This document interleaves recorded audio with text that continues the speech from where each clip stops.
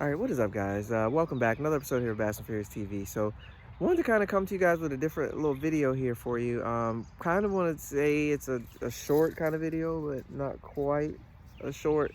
Um, but I just kind of wanted to go over a topic that's kind of been on my mind here lately quite a bit. So, because basically, like a lot of us fish different things and fish different conditions, different, a lot of different things. And I kind of wanted to present, like the topic says, kind of wanted to present to you guys, sometimes is it the color or sometimes is it just the presentation of the bait? Because what I'm starting to pick up on is sometimes it can be any color in any condition and the bass will still hit it if it's presented right. Sometimes, obviously, on your more tougher days, like, days where all the specifics matter and like everything has to be like perfect. Let's say like you're fishing a clear body of water, you can't present X and then hope they're still going to hit it. Like, it's gotta be something legit. But on most days, especially cloudy, overcast kind of days, you really just want to give them something that they can key in on and then just present it in the right spot. So I hope that kind of makes sense. So I'll show you a little bit about what I'm doing right now. So I have a bait. The other day I was fishing, I was throwing a buzz bait.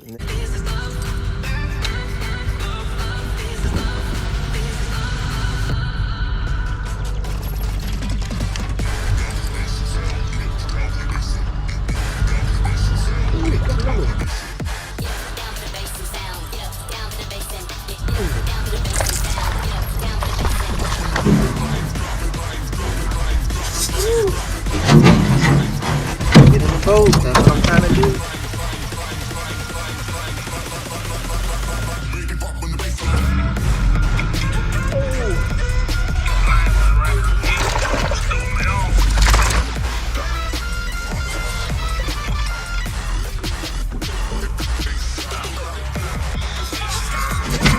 That's why you throw that buzz bait right there. This is what I was throwing. So I was throwing a buzz bait, horny toad, buzz baits at Alpha Shad, Omega Custom Tackle Alpha Shad buzz bait, slow rolling buzz bait. It's great. The action on it's great. The blades, like the whole thing, guys, it works really well. But I was throwing it. They weren't hitting it when I first started, and then I noticed that every time I put it at a certain spot, it was a very, very specific spot related to a piece of cover in the water. It was a very, very specific spot. When I put it there, they would hit it. No matter what the sun was doing, no matter what the wind was, no matter any of that stuff, they would smack that sucker if I put it in the right spot. But other times, nothing. So I had to switch up. So I switched up because the bite slowed down in other places and I couldn't present it. That particular type of cover didn't show up.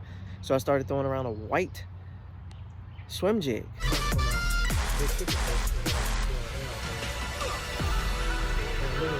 Hey, got him.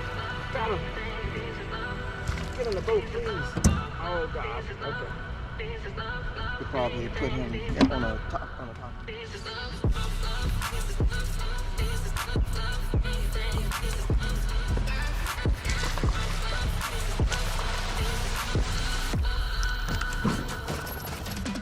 With the Yamamoto Kicking Zako on it, right? A little white swim jig, and they smoked it everywhere. Like, it was insane. Every time I make a cast, they're biting that. Then I switched up to a vibrant jig, smoked it, like in the same color, white color.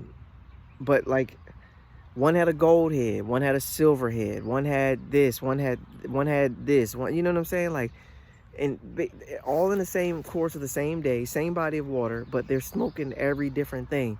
And it started to kind of click to me to be like, and it's relative to all the other times I've been fishing, that just sometimes color does play a role. Obviously, that's huge, right? It may get you one or two extra bites here and there, but I don't know. I know a lot of you guys are kind of the same mindset that like, 1 extra pound and a quarter fish ain't really what I'm doing. I'd rather just present the bait in the right spot and get another 4. You know what I'm saying? Like, for me personally, I don't care. I love all the bites, extra bites, all that. But I know sometimes guys are just looking for that better quality fish. So is it worth it to pick up, if they're hitting a buzz bait, they're hitting a swimming jig, they're hitting a chatterbait, but the bite slows down, is it worth it to pull out that specific looking match the hat drop shot shaky head worm to get one more bite on today? Or do you just keep moving around till you present it the right way and have one whack that a 4-pounder hit that buzz bait? I just want to throw that out there to you guys. Drop in the comments, man. Let me know what you guys think about that. But I really think presentation is key, and you will maybe get 1 or 2 extra bites. If I'm in a BFL and I got 4, and they've been killing the buzzbait all morning, but I got 4 and I got an hour left and they're not hitting the buzzbait, I gotta switch, right? If I got 2 hours left, 3 hours left, whatever it is, if I already got 4 and I need 5, I gotta switch to get 5. Get 5, and then I can go back to throwing that big bait and trying to get a better bite. But I gotta get 5. So if you're in a tournament situation and you gotta get 5, definitely maybe downsize, change your color, all that kind of stuff, match up, whatever you need to match up, and tie on that shaky head and drop shot because you're in a tournament, you're trying to win. And you want to make sure that you come and at least put a limit together. Once you get the limit, then go back to just looking for areas that are conducive to what you're throwing that was getting you the better quality. So like you see somebody like Kevin Van Dam, he loses a 4-pounder, but it doesn't matter. I think I said this in one of my videos before. He loses a 4, it doesn't matter because he's in the right area, he's throwing the right thing, he feels good about what he's throwing. So another 4 is gonna come. As long as I keep going on my deal and keep working with my deal, I know another 4 is somewhere around here. If I keep looking and if I present that bait the right way, I will end up eventually getting what I'm looking for.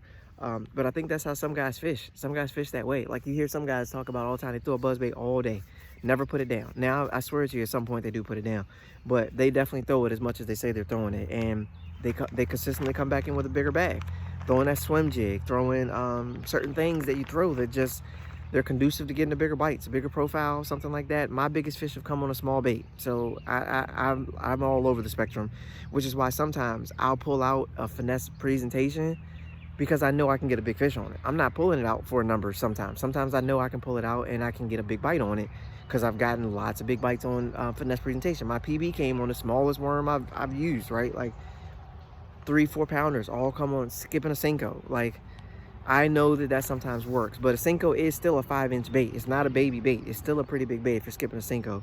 But I've also caught a big fish on a 2-point, 3-point, you know what I'm saying? Something like that. So it really just depends. But I kind of wanted to do a short video, guys, just talking to you guys a little bit about that.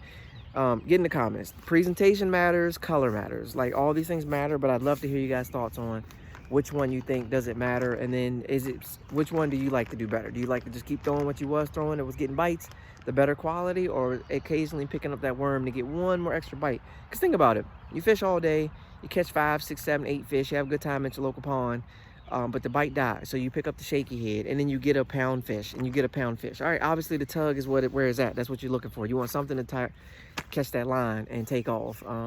So you pull it out just to get that 1 extra bite or 2 bites, and then you go ahead in the house or go hop on your message and tell your buddies you had a good day, caught 9 fish, right? But 6 of them were quality, 3 of them were babies because you pulled out a Ned rig, okay? Does it telling your buddies you got 6 threes sound better than telling them you got 9, but 3 of them were a pound?